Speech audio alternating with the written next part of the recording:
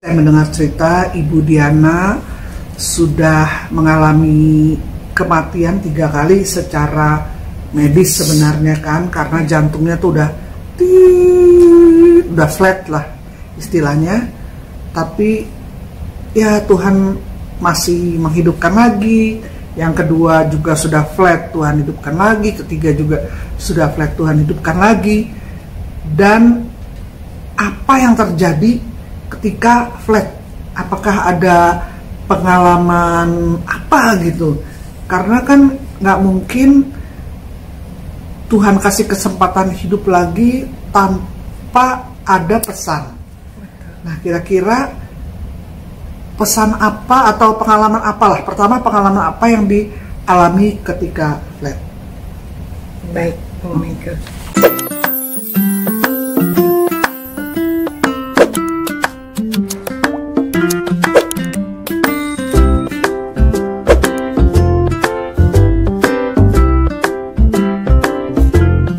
Pak Taufik Iskak dan Ibu Diana Iskak ini mengalami pengalaman yang sangat luar biasa. Bagaimana Ibu Diana itu meninggal 3 kali, mereka adalah dokter gigi, flat jadi yang meninggal 3 kali, tapi hidup lagi. Mungkin Pak Taufik dengan singkat menceritakan sebagai dokter gigi itu 3 kali istrinya meninggal. Bagaimana Pak? Nanti Ibu Diana akan menceritakan ketika meninggal ada pesan dari Tuhan. Luar biasa ya. Jadi itu terjadi kapan dan bagaimana? Ya secara singkat aja lah. Karena biasa Pak Taufik menerangkan secara ilmiah, kita kadang-kadang nggak ngerti gitu kan. Jadi yang bahasa awam aja Pak. Betul. Jadi tahun berapa, gimana kejadian meninggal pertama, meninggal kedua, meninggal ketiganya gitu. Silahkan Pak Taufik. Waktu itu tanggal 21 Desember tahun 2017, Diana ini bos gitu, manajer dari salah satu dental office, dia yang punya. Kemudian mereka pergi ke pesta. Pak Taufik kerja di situ atau sendiri? Sendiri. Oh, 24 jam terus-terusan berdua. Kirain kerja di kantor ya lain-lain ya. Punya sendiri-sendiri. Wah, mantap. Jadi dia ada pesta Natal, karena itu kan tanggal 21 Desember. Kemudian pulang dari pesta Natal, keesokan hari masih tetap mau kerja gitu, karena pada waktu itu hari Kamis, sedangkan hari Jumat harus kerja, sehingga dia pulang cepat. Terus dia bilang dia juga nggak minum alkohol atau gimana gitu. Kemudian kira-kira jam 9, jam 10 gitu minum susu hangat. Terus dia tidur. Kemudian saya nonton TV sampai kira-kira saya ingat waktu itu kira-kira sampai jam 1 malam. Kemudian saya tidur. Nah, kira-kira jam 2.56. Kenapa saya tahu? Kalau dokter memang teliti banget ya. Kalau kita mah nggak tahu tuh 256 gitu ya. Karena saya itu selalu kalau ada sesuatu terjadi itu saya selalu lihat jam. Ada earthquake gitu saya lihat jam. Ada apa saya lihat jam. Nah itu 256 saya lihat kok istri saya kok kayaknya itu gelisah dan juga kayaknya itu seperti tidak bisa bernapas. Kemudian saya bangunkan gitu. Saya bilang jangan bercanda ya. Gitu. Soalnya dia kadang-kadang suka bercanda juga, Pak, pura-pura mati gitu. Sekali ini benar-benar gitu. Terus saya lihat kok saya tabok-tabok gitu, tetap dia nggak bangun. Saya pikir ini serius gini. Kemudian kan kita kalau dokter gigi kita dilatih untuk melakukan CPR, cardiopulmonary resuscitation, untuk menghidupkan orang atau mempertahankan suplai oksigen ke otak selama pada waktu kita menunggu sampai tenaga medis bantuan datang. Apa diperiksa nadinya atau gimana? Saya periksa nadinya tidak ada denyutan. Udah nggak ada denyut. Ya. Terus dia ini teler aja gitu, pokoknya gitu, mati aja gitu. Kemudian terus saya melakukan itu. Setelah saya melakukan satu set, biasanya itu 15 kali.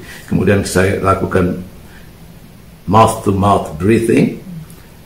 Tapi dia tidak. Kan kalau di film kan biasanya itu setelah lagu CPR begitu, orang kan bangun. Tapi ini nggak di film gini, kenyataannya benar-benar mati. Kemudian saya prosedurnya itu selalu di sini kalau dalam keadaan darurat kita call 911. Karena sistem 911 itu kalau kita call 911 itu ada 3 instansi, polisi, medis dan pemadam kebakaran akan datang, selalu begitu.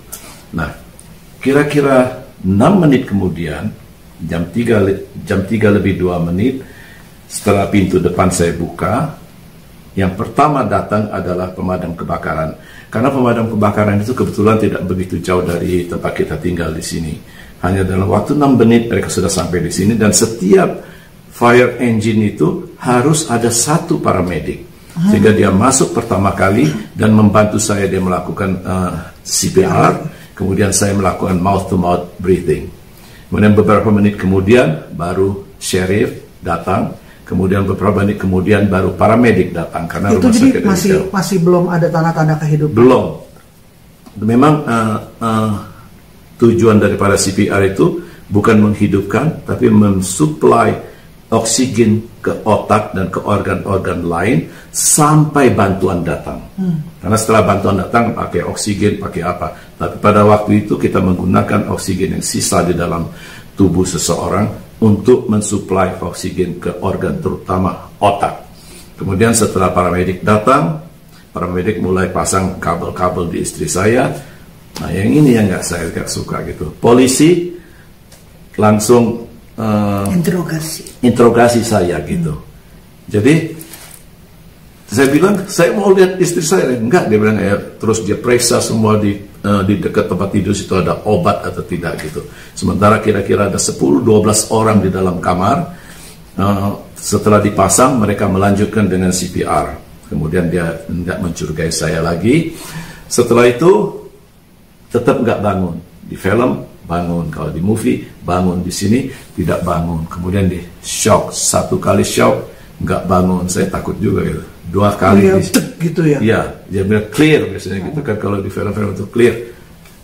Saya nggak bangun juga, tapi setelah 3 kali nggak bangun, tapi saya lihat di grafik di dalam iPad-nya itu denyut jantung sudah normal. Jadi sebelumnya tuh flat, meninggal. Jadi andai kata waktu di pompa itu kelihatan cuma erratic gitu, nggak beraturan enggak kayak gitu, erratik, kadang-kadang naik turun. Sebentar dia tergolek gitu aja gitu. Semua t-shirt ya tidur tuh udah dirobek semua, udah dipasangin segala. Kemudian setelah itu mulutnya disedotin dengan ada lendir-lendir gimana gitu. Setelah itu langsung dibawa ke ambulans dan dibawa ke rumah sakit. Nah, itu kesimpulan Pak Taufik, Ibu Diana meninggal dari mana waktu itu? Jadi begini. Kalau tidak ada pulse lagi, itu secara medis itu sebetulnya itu meninggal gitu. Dan juga di rumah sakit dinyatakan begitu. Jadi pertama kali dinyatakan di rumah sakit sebagai sudden death cardiac arrest. Jadi mati yang seketika karena jantung berhenti gitu, out of nowhere. Istri saya ini pergi ke gym itu paling sedikit 3 kali seminggu. Jadi hidupnya sehat lah sebenarnya. Paling sehat sekali. Makannya nggak sengawur saya gitu. Makannya makan teratur yang baik gitu. Nah, tapi saya lihat kemudian hari baru saya pikir bahwa ini miracle dari Tuhan. Coba bayangin, jam 1 malam saya tidur, jam 2.56 pada waktu itu tentu orang sangat tidur yang dalam sekali. Tapi saya bisa terbangun. Artinya Tuhan membangun, malaikat Tuhan membangunkan saya. Nah, setelah itu dibawa ke rumah sakit. Sampai di rumah sakit, saya pergi ke counter untuk paperwork. Kemudian Diana dibawa kemana saya nggak tahu gitu. Setelah selesai paperwork, saya pergi ke ruangan sana, ketemu dengan dokter. Miracle kedua terjadi, bahwa di dalam waktu jam 3, jam 4 pagi, kenapa ada 2 orang kardiologis spesialis jantung? Karena pada waktu itu mereka melakukan surgery darurat, sehingga Setelah selesai surgery, mereka pergi ke unit gawat darurat untuk melihat gitu. Jadi terus dia bilang heart attack, katanya, serangan jantung. Jadi Ibu Diana itu kan secara medis serangan jantung. Serangan jantung. Jadi katanya. karena diperiksa sudden death, serangan jantung. Iya, itu karena biasanya itu keadaan begitu tuh karena serangan jantung. Ya, okay.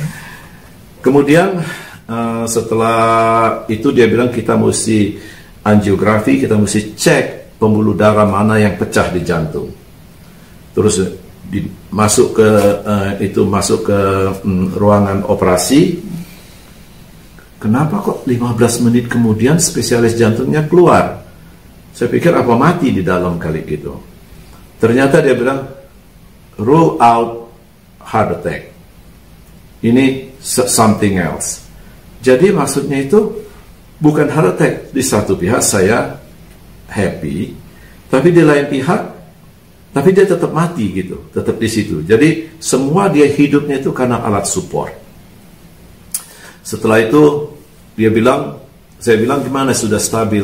Dokter bilang it's hard to say that it's stabil, katanya itu karena keadaannya tidak belum stabil. Kita cuman semua ini dia bisa bertahan karena alat support. Kemudian setelah itu dimasukkan ke kamar, tetap di ICCU, Intensive Care Cardiac Unit. Jadi intensive care untuk jantung. Kemudian dimasukin di sana dengan alat-alat, pokoknya muka ini segala itu udah kayak kabel-kabel, selang-selang udah kayak spaghetti gitu. Tapi saya nggak berani moto karena istri saya kalau di foto kayak gitu dia bisa marah kalau dia hidup gitu. Iya, padahal saya nanya kalau ada foto ketika selang-selang itu kan bagus gitu kan. Nyerempkan aja. Iya. Terus udah begitu saya teringat cuma satu. Saya call teman yang bisa menghubungi Romo Kanis. Saya bilang saya minta supaya Diana dapat sakramen perminyakan. Karena saya pernah dengar dari Romo Adri, dia bilang sakramen perminyakan itu sangat penting kalau seorang mati supaya orang itu grace worthy, supaya orang itu mempunyai kelayaan untuk menghadap Tuhan. Jadi saya pikirin begitu. Di samping kita lihat dokter-dokter udah berusaha, tapi saya juga berpikir kayak gitu. Kemudian kira-kira jam 9 pagi dia dalam keadaan begitu, terus Romo Kanis datang memberikan sakramen perminyakan. Setelah itu kira-kira jam berapa gitu, banyak teman-teman sudah datang semua gitu ke hospital ngelihat mau ngunjungin, tapi nggak bisa masuk ke dalam ruangan karena itu ICCU supaya jangan, pada waktu itu Desember musim flu juga gitu, jadi orang takut untuk kena flu. Kemudian tiba-tiba setelah jam berapa gitu, tapi Tuhan baik pada saya, ada pengumuman Cold Blue Room 50. Saya itu nggak ingat kalau room Diana itu room 50. Cold Blue itu artinya itu flatline, pasien itu mati. Jadi dia tadi kan udah di shock, dia tuh hidup lagi, hidup tapi tidak pernah sadar, tetap tiduran terus gitu, masih tetap dalam koma. Nah ini Cold Blue, kemudian di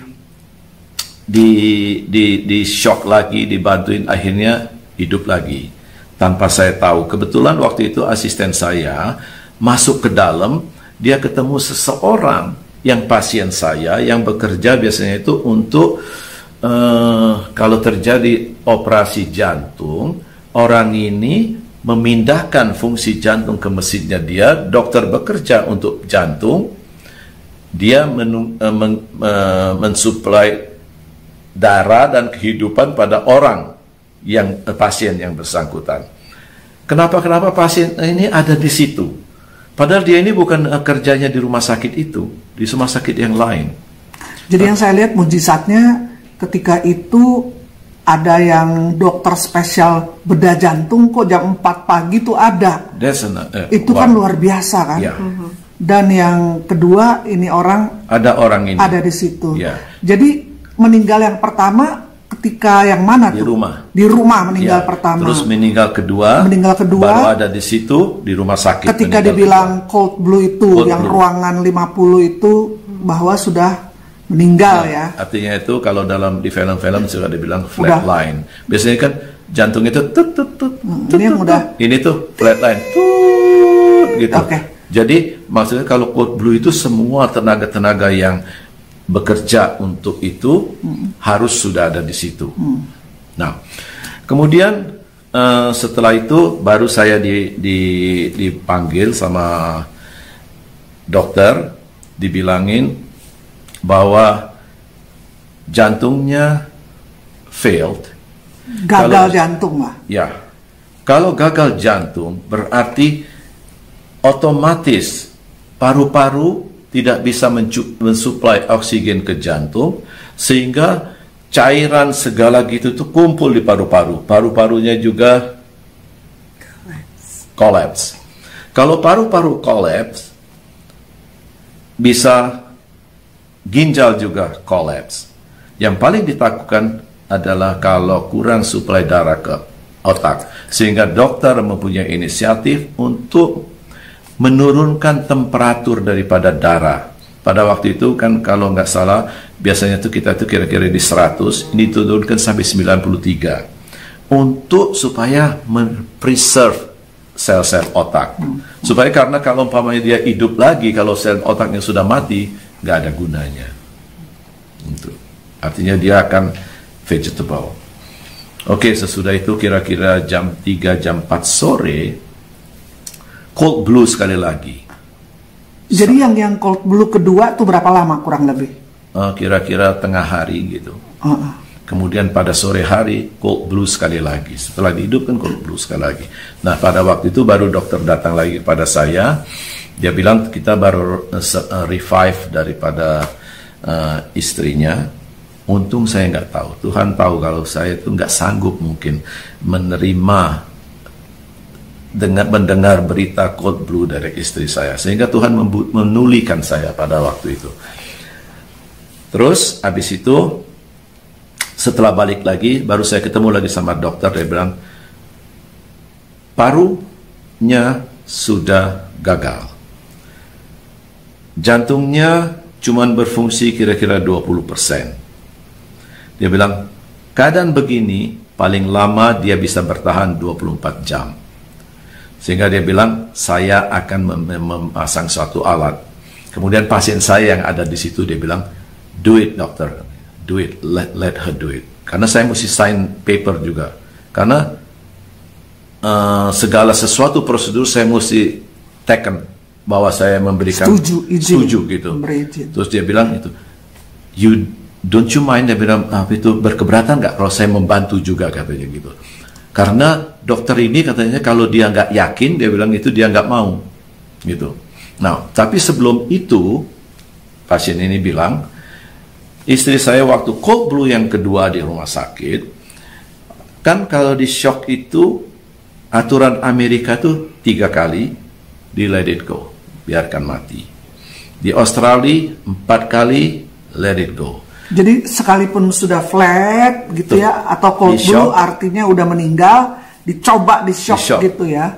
Amerika tuh cuma boleh 3 kali. Karena apa? Efeknya itu berat pada otak, pada organ-organ lain gitu. Itu bukan sesuatu yang itu sudah desperate. Jadi waktu di flat yang kedua itu kata dokter sudah gagal jantung, gagal paru-paru, sudah gagal ginjal ya. Itu karena udah flat gitu. Tapi dokter tetap berusaha untuk di shock ya. Pasien saya yang ada di situ dia bilang gitu. Saya bilang, berapa kali di shock katanya gitu. Double digit dokter katanya gitu. Belasan kali artinya gitu. Yang biasanya itu tidak mereka lakukan. Cuma 3 kali udah dibiarin aja ya. Resiko kerusakan otak, kerusakan organ-organ lain gitu. Karena perawatan itu tuh sebetulnya shock itu tuh sudah orang yang sudah desperate gitu, yang udah nggak punya harapan. Meninggal sebenarnya itu apa yang dialami di alam roh lah sebenarnya. Ya, baik. Saya akan sharekan apa yang saya alami. Waktu itu saya seperti bisa melihat semua roh-roh jahat yang ada di ruangan itu. Itu di ICU. Itu di ICU. Di ICU. Ya. Jadi segala macam bentuk, segala ribuan, saking banyaknya saya sebut ribuan gitu. Terus terang saya takut. Takut itu apa gitu ya. Terus semua pada datang gitu. Terus tapi saya heran gitu, kok berhenti, kok nggak bisa. Kenapa kok itu bentuk yang aneh-aneh, yang serem-serem itu kok nggak bisa lebih mendekat lagi, sampai jarak tertentu berhenti. Saya pandang-pandang, oh ternyata ada seperti dinding kaca yang menahan mereka sampai ke saya gitu. Jadi rada tenang ya, hati saya rada tenang. Tapi saya bertanya, kenapa kok bisa ada dinding kaca gitu. Pertama, kenapa kok kaca? Kenapa kalau tembok, kalau kita dilindungin gitu kan tembok, tapi kenapa kok kaca gitu? Suara itu ada suara berbicara, aku mau engkau lihat itu semuanya yang terjadi, makanya itu kaca, supaya kamu bisa lihat. Dan kenapa, saya tanya lagi, kenapa ada itu tembok yang melindungi saya? Suara itu bilang lagi, itu semua doa dari saudara-saudara, dari teman-temanmu, dari misa, dari semua romo-romo, semuanya orang yang berdoa untuk kamu waktu kamu saat ini sedang berdoa untuk kamu. Jadi setelah itu saya liatin lagi, oh terima kasih, jadi saya roh jahat ini nggak bisa datang ke saya bilang. Terus setelah itu saya hilang lagi, terus saya tiba ada di dalam air. Aneh kan, ada di dalam air, tapi kok nggak terganggu pernapasannya, jadi kayak ikan aja gitu. Jadi bisa bernapas bebas, tapi di dalam air. Ya nggak kedinginan, nggak susah bernapas, tapi semuanya air. Terus saya lihat ke atas, kok ada cahaya di atas ya. Jadi saya pengen tahu ada apa di atas itu. Jadi saya berenang ke atas. Terus saya muncul kayak di satu tempat yang air yang luas banget. Saya nggak tahu apakah itu telaga atau sungai tapi sangat nyaman di situ ya. Suasananya sangat nyaman. Oh, saya sambil lihat-lihat kiri kanan, apa ada yang saya kenalin tempat ini. Tiba-tiba saya lihat ada perahu lewat gitu, dari jauh datang gitu. Terus saya lihat lagi ada siapa di dalam perahu. Perahunya sederhana sekali, bukan seperti kapal pesiar atau apa, itu enggak, tapi sederhana sekali. Terus di dalamnya ada beberapa orang, bukan cuma satu orang, tapi mata saya tuh, pandangan saya tuh tertuju pada hanya satu yang di tengah, bukan di depan, bukan di belakang, tapi di tengah. Dia pakai jubah warna putih di dalamnya, terus warna coklat di luarnya. Saya berusaha sekali lihat siapa ini ya, seolah-olah hati saya kayak kenal gitu, tapi jadinya makanya saya pengen lihat siapa gitu, tapi nggak bisa lihat wajahnya. Sampai saya buka-buka mata saya gitu rasanya, tapi saya nggak bisa lihat. Akhirnya sampai mendekat, itu perahu mendekat, saya cuma bisa lihat orang yang pakai jubah coklat itu, di dalamnya putih, ulur tangan pegang tangan saya. Pada saat dia itu tangan pegang tangan saya, even sebelum ditarik dari air, saya merasa satu perasaan kasih yang luar biasa. Saya nggak bisa menjelaskan, bukan seperti saya mencintai suami saya atau apa, tapi seluruh tempat itu dipenuhi oleh kasih itu sendiri. Sangat luar biasa sampai saya menangis karena saya merasa sangat dicintai. Itu dia, merasa sangat dicintai yang tidak pernah saya alami. Waktu disentuh. Nah, setelah itu saya ditarik. Terus saya kayaknya hilang, saya nggak tahu di mana. Tapi saya bertanya. Setelah itu saya bertanya dan terus dijawab. Setiap pertanyaan saya dijawab. Kenapa saya tidak bisa melihat engkau? Karena because you are not holy. You have to be holy because I am holy. Pada waktunya nanti saya akan menguduskan engkau. Pada waktu itu engkau bisa lihat aku face to face, but not now. Saya tanya juga, kenapa dari pertama saya tanya terus, kenapa ada dinding? Itu dinding itu sebetulnya karena dari doa itu malaikat Allah berkemah di sekitar orang yang takut akan Dia dan meluputkan dia, meluputkan saya dari kuasa-kuasa jahat. Itu malaikat Allah yang membentuk dinding kaca itu, malaikat Allah sendiri. Dan itu karena doa-doa sahabat-sahabat saya. Jadi doa itu besar sekali kuasanya.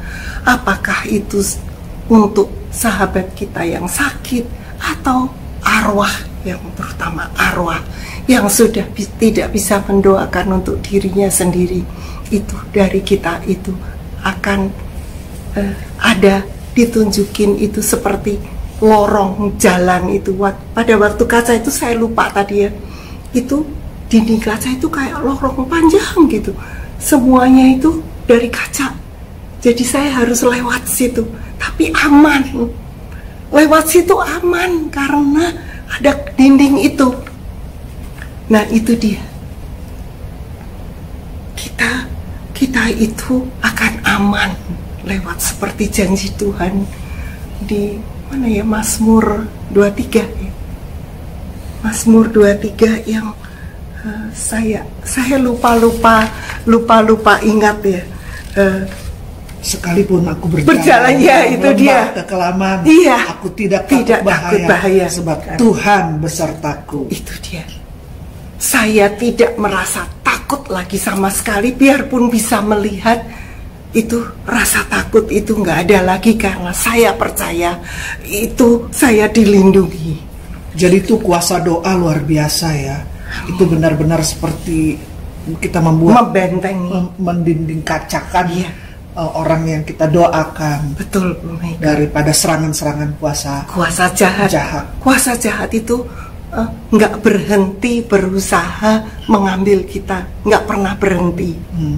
Makanya doanya itu juga nggak boleh berhenti kita berdoa, karena itu terus akan membentuk terus. Nah, sangat penting ternyata doa itu ya. Benar, Bu Michael. Saya setelah itu saya tadi lupa ya. Jadi saya suka lupa udah umur 70 lebih. Masih dan itu aja begini udah luar biasa. Udah kejadian hampir 4 tahun yang lalu. Jadi setelah itu kembali tadi ke saya bertanya ya, kenapa di dalam air gitu ya. Karena Tuhan masih mau menguduskan ya. Iya. Tadi dibilang karena kamu masih perlu dikuduskan. Betul. Karena Allah adalah Kudus, ya. Jadi karena itulah dari dalam air gitu ya. Betul. Apabila ada di Yesaya itu yang apabila engkau menyeberang melalui air, aku akan menyertai engkau. Atau melalui sungai-sungai, engkau tidak akan dihanyutkan. Saya nggak hanyut, nggak tenggelam di dalam literally sungai waktu saya ada di situ. Apapun karena saya bertanya kenapa di dalam air. Terus di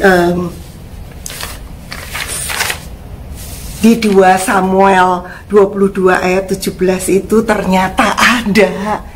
Saya tuh heran kenapa kok saya di dalam air, ternyata ada di Alkitab semua. Jadi Alkitab itu benar, nggak bohong. Amin. Benar-benar terjadi, benar-benar ada. Ya, karena ternyata apa yang saya alami itu semua tertulis di Alkitab. Ia menjangkau dari tempat tinggi, mengambil aku, menarik aku dari banjir. Wah, persis banget. Jadi itu luar biasa banget. Jadi Tuhan, mana saya tahu ada ayat itu? Nggak pernah tahu. Tapi Tuhan memberi penjelasan. Karena kamu bertanya kenapa di air, kenapa mesti dikuduskan di air supaya kamu bisa menjadi kudus, Kayak dicuci gitu ya. Iya, seperti dibersihkan lagi gitu. So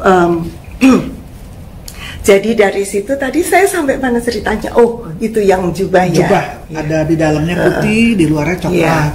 Terus di situ sebetulnya saya nggak bertanya, tapi dengan sendirinya seperti dijelaskan. Saya bertanya mengenai dinding, saya bertanya mengenai air.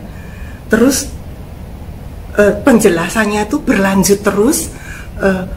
Kenapa aku pakai jubah putih? Nah, kira-kira siapa tuh yang pakai jubah putih dan coklat? Saya tahu benar dari dalam hati saya itu Yesus sendiri yang menolong saya. Makanya saya ingin lihat mukanya, tapi memang belum waktunya. Ya saya terima belum waktunya. Ya, karena masih mesti harus kuduskan. Masih adalah yang harus di. Iya, saya masih berdosa, penanya dosa. Ya, jadi di situ mengenai pengudusan itu sebetulnya memang juga ditulis.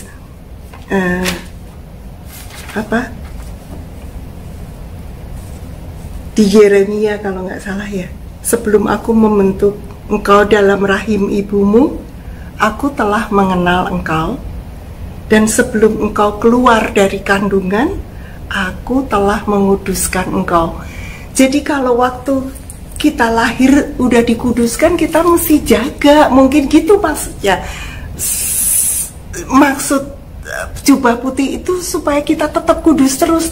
Tapi saya tetap nggak mengerti, masa hidup kudus itu gimana? Seperti santo-santa, jadi berdoa terus, nggak boleh bikin apa-apa lagi. Nah, di situ saya mendapat pengertian. Ternyata kok seperti, setelah saya sadar, kok seperti Pope Francis yang pernah bilang bahwa hidup kudus itu, kamu harus hidup kudus itu bukan berarti 24 jam kamu berdoa di biara.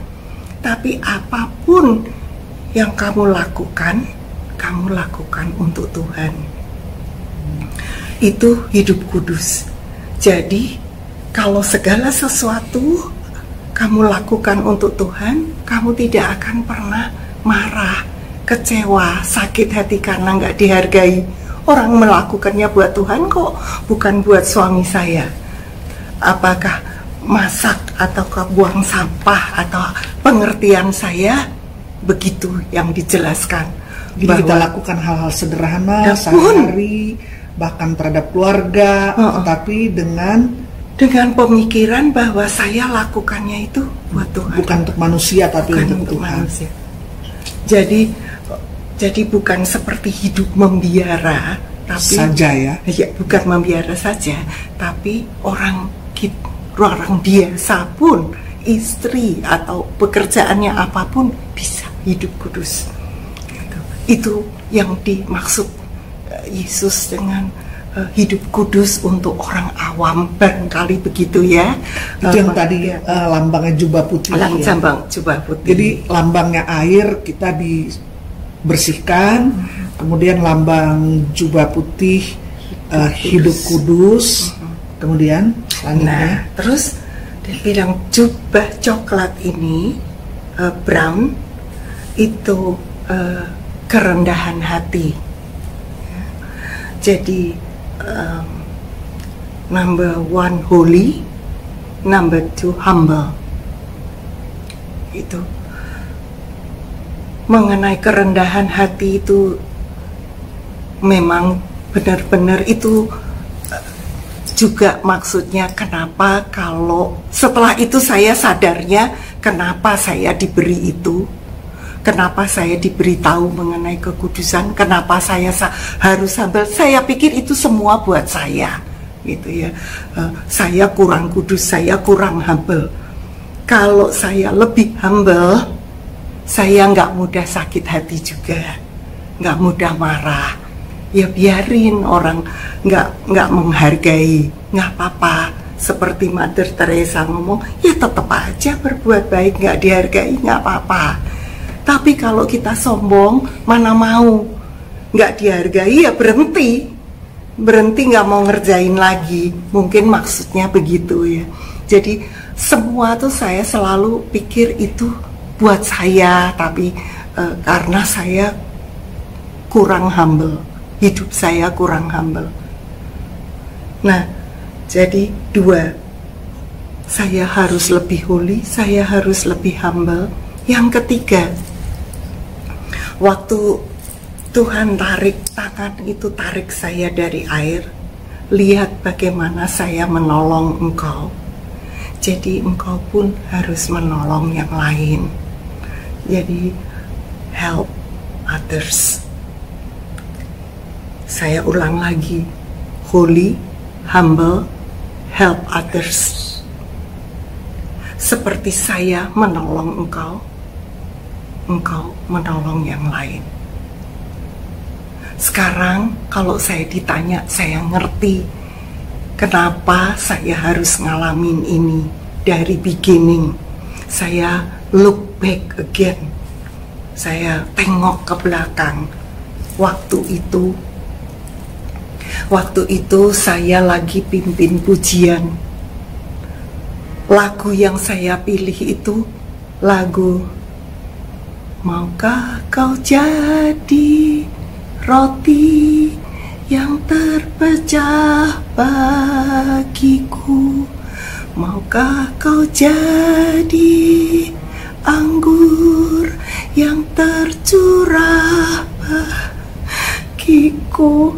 Sampai sekarang saya masih nangis kalau nyanyi itu, karena setelah itu saya mengalami peristiwa itu. Karena saya tahu waktu saya pimpin pujian itu, saya sungguh-sungguh mau menjadi roti, menjadi anggur untuk Tuhan. Maka hati-hati kalau janji sama Tuhan, ya harus benar-benar, karena waktu itu terus terjadi. Nggak lama, mungkin beberapa hari setelah saya pimpin pujian dengan lagu itu, saya janji Tuhan. Jadi saya selalu merasa bahwa kejadian itu bukan malapetaka. Buat saya bukan malapetaka. Itu satu berkat buat saya, karena Tuhan menjawab permintaan saya. Itu berapa banyak orang yang pernah mengalami berjumpa dengan Yesus. Saya merasa sangat diberkati, saya merasa sangat I am the favor of God. Kalau Tuhan nggak pilih saya, nggak mungkin saya bisa mengalami itu. Kalau Tuhan nggak pilih saya, Nggak mungkin dari sehat walafiat saya bisa mati 3 kali, saya sehat lagi, kembali seperti semula, seperti tidak apapun pernah terjadi pada tubuh saya. Jantung saya bagus, normal, paru-paru saya bagus, ginjal saya bagus. Jadi ini kehendak Tuhan. Ini saya boleh mengalami ini as the grace of God. Saya merasa I have a favor of God untuk mengalami ini. Semua saya nggak menyesali. Sampaikan suami saya juga tidak pernah marah kepada Tuhan. Dan saya berjanji waktu saya bangun, saya berjanji saya tidak akan bekerja sebagai dokter gigi lagi. Saya hanya akan melayani Tuhan, melayani sesama saya. Sebisa-bisa saya sebagai manusia, saya pasti akan pernah, ya nggak bisa perfect. Saya bukan perfect, tapi saya akan berusaha untuk itu. Jadi sekarang saya sudah tidak bekerja sebagai dokter gigi lagi, tapi saya sangat happy. Tuhan yang mencukupi segalanya, dan saya 100% selalu saya bilang yes untuk pekerjaan Tuhan. Jadi pesan Tuhan yang harus saya sampaikan melalui kejadian yang menimpa saya itu sebetulnya ada 4. Doa kita, kuasa doa, jangan pernah putus. Pray without ceasing, jangan pernah berhenti berdoa. 2, baju putih, holy, humble, help others.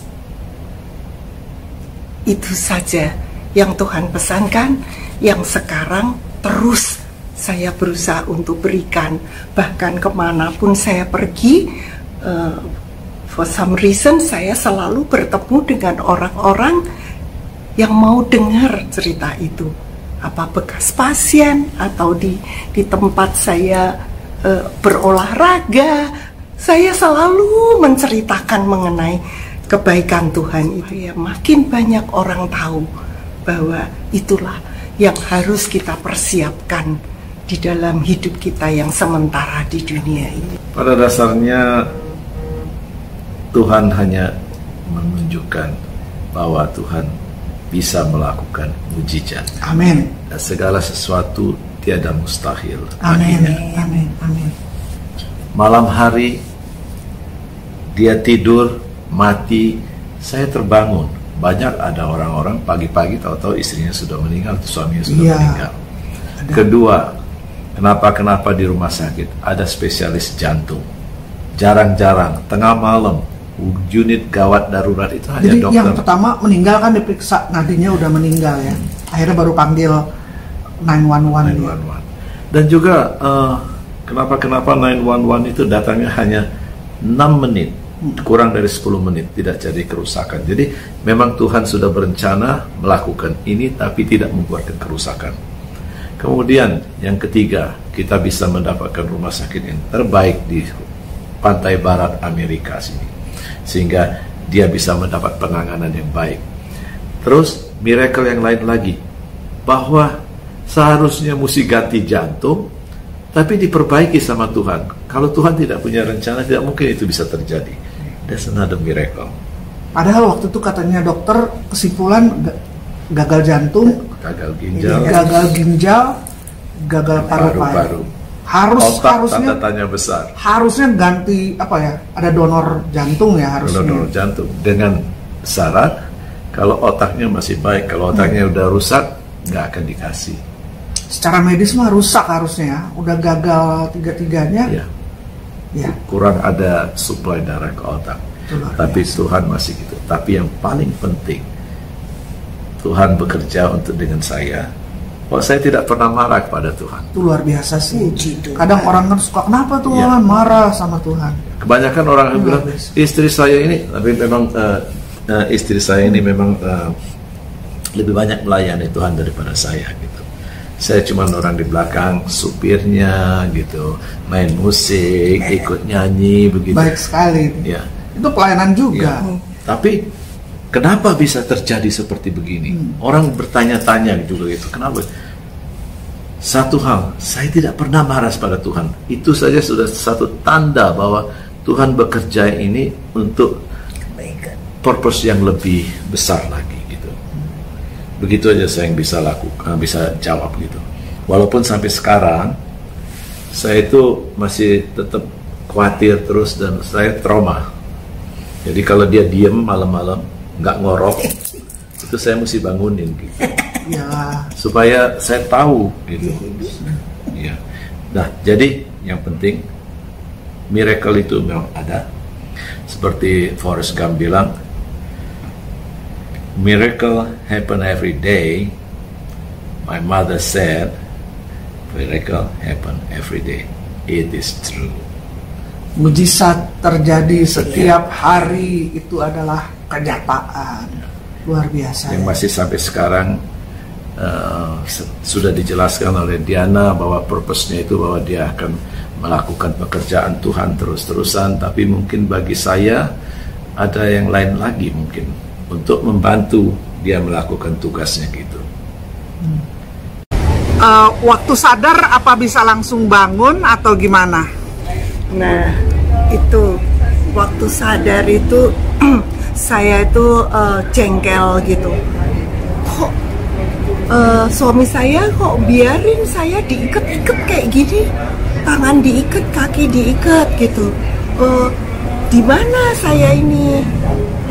Ini ada orang jahat, bikin jahat sama saya, tapi kok dibolehin terjadi. Jadi jengkel gitu waktu bangun. Ternyata Nggak bisa langsung jalan dong ya. Habis berapa 7 minggu tergeletak? wah, nggak bisa, duduk aja nggak bisa. Jadi nelen air aja juga nggak bisa, mesti dilatih gitu ya. Karena semuanya seperti nggak bekerja lagi. Duduk juga jatuh lagi. Jadi mesti duduk di namanya cardiac chair. Itu dilatih untuk duduk dulu pelan-pelan, 1 menit, 2 menit, 3 menit, makin lama. Udah gitu belajar berdiri, pokoknya seperti kayak dari bayi lagi gitu. Belajar berdiri, jatuh lagi, akhirnya setapak. Akhirnya ya puji Tuhan bisa berjalan lagi. Berapa lama sejak sadar akhirnya bisa berjalan lagi? Berapa lama? Bisa jalan sedikit itu 3 minggu. Setelah sadar ya? Tapi itu masih beberapa langkah gitu. Nah setelah itu berobat jalan, physical therapy 3 bulan lagi. Baru bisa berjalan. Baru bisa berjalan, keseimbangan apa segala dilatih lagi. Karena saya biasa jalan pakai itu sepatunya hak saya itu tinggi banget gitu. Waktu ditanya goalnya apa, ya saya mau pakai sepatu saya lagi. Ternyata setelah waktunya tiba, memang benar sekali lagi tidak ada yang mustahil bagi Tuhan. Saya semuanya balik normal lagi. Jantung saya, paru-paru, ginjal, saya bisa jalan seperti nggak pernah terjadi apa-apa. Itu luar biasa. Sama sekali zero, tidak pernah ada kerusakan atau dicek lagi semuanya, seperti tidak pernah terjadi kerusakan. Luar biasa. Sehingga sekarang ini kan kalau saya selalu saya bangunin gitu tiap malam kalau dia lagi diam gitu, pesannya sama saya cuma satu: kalau episode ini terjadi lagi, jangan coba-coba menghidupkan saya kembali. Iya, karena saya tuh nggak bisa ngomong dengan kata-kata. Enak sekali waktu di sana itu. Jadi seperti yang saya tadi udah pernah bilang itu, bagaimana merasakan kasih Tuhan itu ke seluruh badan, ke seluruh ruangan apa, pokoknya saya nggak bisa jelasin, tapi enaknya setengah mati. Jadi saya tidak akan mau dibangunkan lagi, saya mau tinggal di situ. Begitu saya bangun, sakit semua waktu saya sadar. Tapi waktu di situ, aduh luar biasa bahagianya gitu. Jadi mungkin pesan Tuhan juga kalau itu jangan takut, kemana kita pergi kalau kita sudah meninggal, karena kita pergi ke tempat yang luar biasa enaknya. Jadi itu saja juga sudah membuat saya menjawab pertanyaan saya yang dulunya memang saya takut. Kalau melihat orang mati takut, tapi sekarang saya bilang sama suami saya, jangan dihidupin lagi, biarin saya tinggal di sana bersama Yesus. Puji Tuhan. Jadi kalau bukan karena kasih karunia Tuhan, tidak mungkin ini bisa terjadi. Puji Tuhan.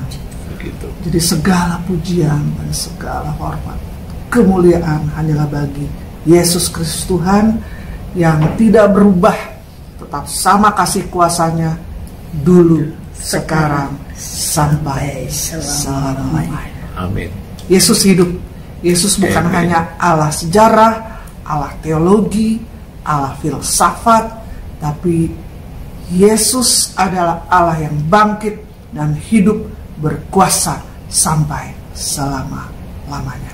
Amin. Karena Dia adalah kebangkitan dan hidup. Kita melihat 3 kali meninggal, dibangkitkan, dan ada pesan daripada Tuhan.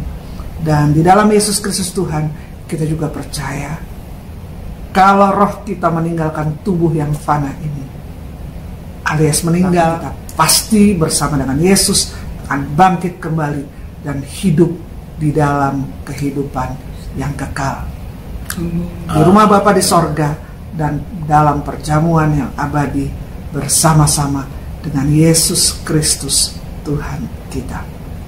Terima kasih Pak Taufik Iskak, Ibu Dena Iskak, untuk kesaksian yang luar biasa, luar biasa, bahwa seperti Pak Taufik bilang tadi, bagi Tuhan tidak ada yang mustahil.